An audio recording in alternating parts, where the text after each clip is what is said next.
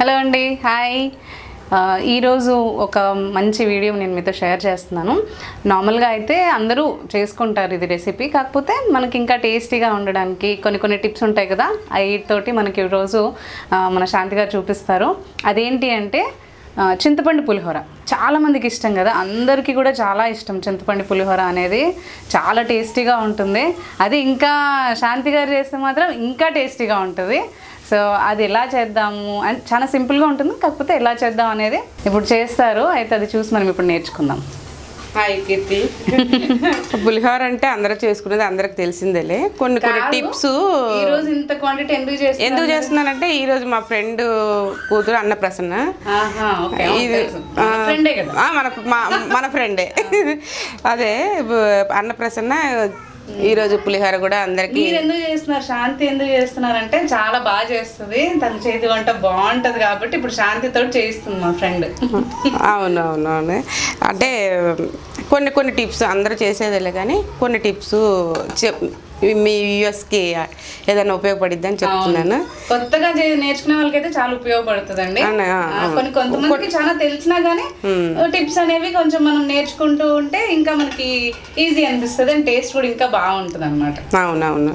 So ఇప్పుడు ఏమేమి ingredients తీసుకుందాం ముందుగా చూద్దాం. అదే 2 గ్లాసులు బాగా వేడి నీళ్ళు మరిగించి చింతపండు, ఉప్పు, 1/2 కేజీ చింతపండుకి 2 గ్లాసుల నీళ్ళు బాగా వేడి నీళ్ళు మరిగించి ఆ చింతపండు అందులో వేసేయడం.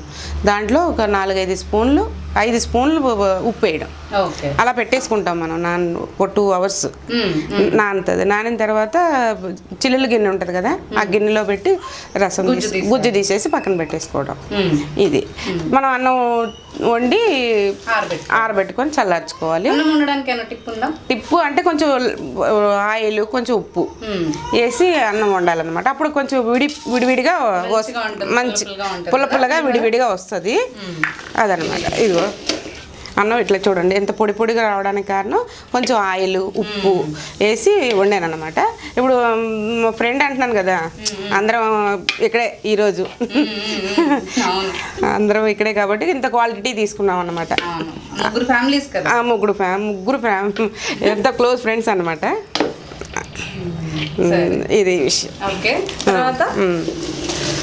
తర్వాత చింతపండు అయిపోయింది, మనకి రైస్ అయిపోయింది. ఇంకా తర్వాత ఈ తాలింపు ఫస్ట్ ఆవాలు, జీలకర్ర, పల్లీలు, పచ్చెనపప్పు, మినప్పప్పు, ఎండుమిరగాయలు, పచ్చిమిర్చి కూడా వేసుకుంటే ఇంకా క్వాంటిటీ కారం వేసుకుంటా అదే తింటారు కదా కొంచెం బాగుంటుందని కరివేపాకు, పచ్చిది. సో ఇప్పుడు ప్రాసెస్ చూసేద్దాం. ప్రాసెస్ చూపిస్తాను కీర్తి. ఇదిగో ఆయిల్ పోస్తున్నాను. ఓకే, కొంచెం మినిమం క్వాంటిటీ ఎంత ఆయిల్? అది ఇప్పుడు రైస్ ఎంత తీసుకున్నారు మీరు? రైతు 2 కేజీలు. 2 కేజీలు రైస్కి ఎంత ఆయిల్ పట్టచ్చు? ఒక 5-6 స్పూన్లు పడుతుంది. పెద్ద స్పూన్లు అయితే 5-6 స్పూన్లు పడుతుంది. పులిహోర కాబట్టి కొంచెం ఎక్కువే పడుతుంది. ఇప్పుడు ఇంకా ఏంటి, మన ఫ్యామిలీస్ లో వంటలు లేవు అయితే ఇక్కడే పెడుతుంది మరి మన రమ. పులిహోర, పరవన్నం, గుడికి వెళ్ళాలి. ఇప్పుడు గుడికి వెళ్ళి అక్కడే భోజనాలు అన్ని అందరూ రెడీ అవ్వాలి. ఇప్పుడు మేము పొద్దున్న యాక్చువల్లీ పొద్దున్న మేము షూట్ చేస్తున్నాం. 8:30 అయినట్టుందండి. ఇప్పుడు టైం 8:30 అయింది. ఇప్పుడు 9 కల్లా అక్కడికి వెళ్ళిపోవాలి, గుడికి వెళ్ళాలి. అందుకని ఇప్పుడు చేస్తున్నాము. సో మీకు కూడా ఉపయోగపడుతుంది కదా అని చెప్పి షేర్ చేస్తున్నాము. ఇప్పుడు వేడి అయిపోయింది ఆయిల్ కొంచెం. 6 months వచ్చి 6 days అవుతుంది. మన ఫ్రెండ్ కూతురుది. ఎంత క్యూట్గా ఉంటుందో, మంచిగా ఆమెతోనే టైం పాస్ అయిపోతుంది. అవును, వంటలకి మీరు ఏదైనా చిన్న టిప్ షేర్ చేస్తారా? వంటలలో అంటే కారం కానీ లేదంటే మనకి నాన్ వెజ్ కానీ రోటి పచ్చళ్ళు కానీ టేస్టీగా రావాలంటే ఏదైనా చిన్న టిప్స్. ఎందుకంటే నాకు తెలుసు పులిహోర గురించే చెప్తాను. మనం గుళ్ళో పులిహోర తింటే చాలా టేస్టీగా ఉంటుంది, ఇంట్లో వండితే టేస్టీగా ఉండదు అంటారు కదా. అయితే దీంట్లో కొంచెం ఆవు పిండి కలపాలి. ఆవు పిండి ఇంగువ కాదు, అందుకనే పూజారి గారు పెట్టినప్పుడు సూపర్ ఉంది అంటాం కదా. ఆవు పిండి మనం మామిడికాయ పచ్చళ్ళు వేస్తాం కదా, ఆవు పిండి, ఆ పిండిని ఒక 2 స్పూన్లు పులిహోరలో కలపాలి. అందుకనే మన గుళ్ళో పులిహోర టేస్ట్ వస్తుంది అనమాట. టిప్పు.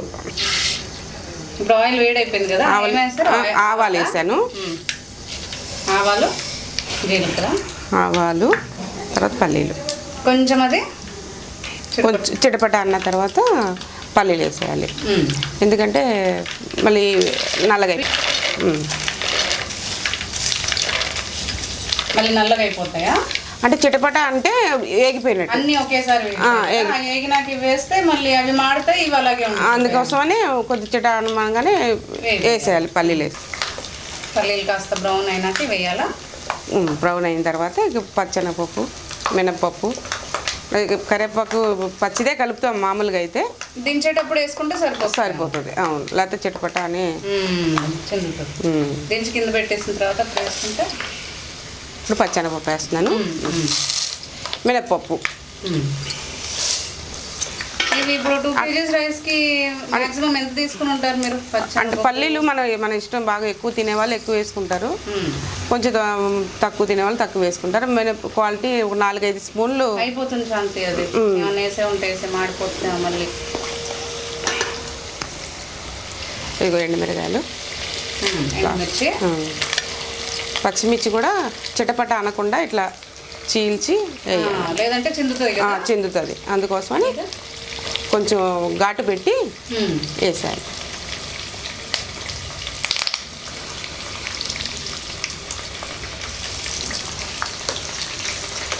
అంటే ఎంత క్వాలిటీ చేస్తున్నారంటే మరి 3 ఫ్యామిలీలు కదా, అందుకోసమని అంత క్వాలిటీ ఎక్కువ వేసాను అనమాట.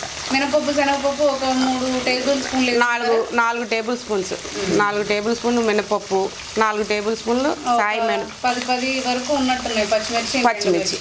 అవును అవి 10, ఈ 10. ఇవైనా మనం కారం తగ్గ వేసుకోవచ్చాము. కారం ఆపేస్తావా? ఆపేస్తా.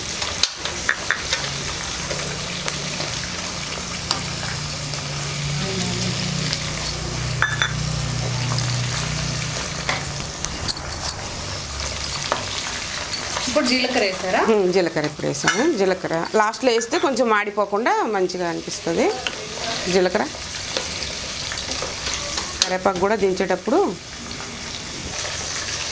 ఇప్పుడైనా వేసేద్దామా? దగ్గర తీసుకురానా?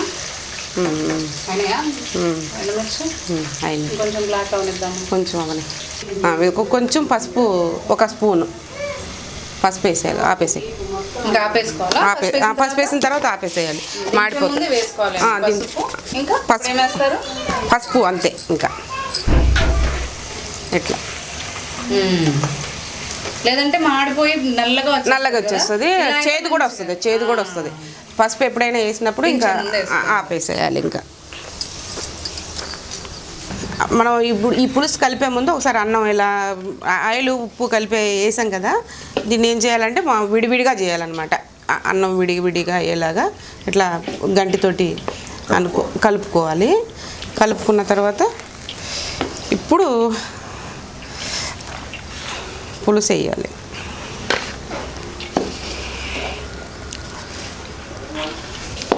అన్నం పొడి అయిపోవాలి. అంటే ఇప్పుడు మనం పులుసు తాలింపు కలిపేటప్పుడు ఒకసారి ఈ అన్నం పొడిగా అయ్యేలాగా అనుకోవాలి. చేత్తో కలిపితేనే అసలు టేస్ట్.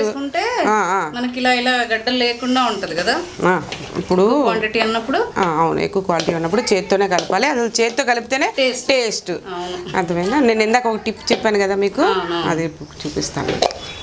కీర్తి, ఇదిగో ఇందాక చెప్పాను కదా టిప్పు, ఇదిగో ఇంత ఒక 2 స్పూన్లు వేయాలి. 2 కేజీలకి అయితే 2 స్పూన్లు వేయాలి. ఇదిగో ఇంత క్వాలిటీ ఆవు పిండి ఇలా కలిపేసి, ఇది గుళ్ళో పులిహోర టేస్ట్ వస్తుంది అనమాట. ఇప్పుడు కరివేపాకు మనం ఇందాక చిట్పట్టమంటదని అనుకున్నాం కదా, అసలు ఏంటి అసలు గుళ్ళో తింటే బాగా మంచిగా తినాలనిపిస్తుంది. అలా మన ఇంట్లో ఎంత ట్రై చేసినా రాదు. ఎంత ట్రై చేసినా రాదు. ఇదే అనమాట టిప్ ఇది అనమాట. ఇంకో అనుకునేదాన్ని ఇప్పుడు అంటే స్మెల్ ఇలా మూత తీయగానే మంచి స్మెల్ వస్తుంది అనమాట. ఎప్పుడు కూడా కరివేపాకు నూనెలో వేయకూడదు, విడిగా ఇలా కలపాలి పులిహోరకి. తర్వాత ఇప్పుడు ఆయిల్ పెట్టుకున్నాం,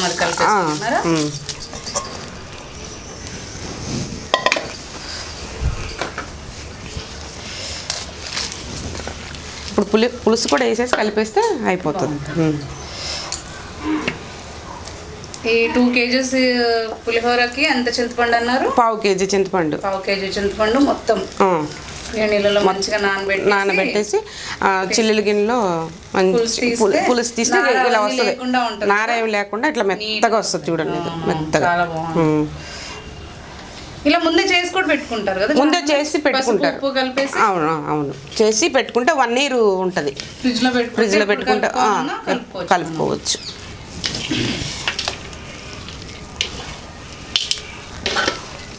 కొత్తలో అసలు అంటే కొంతమందికి పెళ్ళైనప్పుడు ఏ వంటలు రావు కాబట్టి ఇట్లా కాస్త అవన్నీ పేస్ట్ కలిపి పంపిస్తూ ఉంటారు. పేస్ట్ కలిపి ఇలా పెట్టి పిల్లలకి ఇచ్చేసాం అనుకో, అసలు తాలింపు కూడా కలిపేసి పెట్టేసుకోవచ్చు. కాకపోతే కొన్ని 6 months ఉన్న తర్వాత ఆయిల్ కదా స్మెల్ వస్తుంది అనమాట. అందుకని తాలింపు అప్పుడప్పుడు కలుపుకొని ఈ పులుసు మాత్రం ఫ్రిడ్జ్ లో పెట్టుకుంటే 1 year పాటు ఎప్పటికప్పుడు కలుపుకున్నట్టే ఉంటుంది. ఉప్పు వేసాము దీంట్లో ఆల్రెడీ, పులుసులో సరిపోదేమో, ఇంకా సరిపోకపోవచ్చు, వేయండి 1 స్పూన్. ఇప్పుడు ఉప్పు వేసారు కదా పులుసులో వేసాను, పులుసులో కూడా వేసాను, అన్నంలో వేసాను, పులుసులో వేసాను. క్వాంటిటీ 1 స్పూన్ వేస్తే ఇప్పుడు సరిపోతుంది. ఏమంటారు నన్ను? వేసేయండి. వేసేయండి.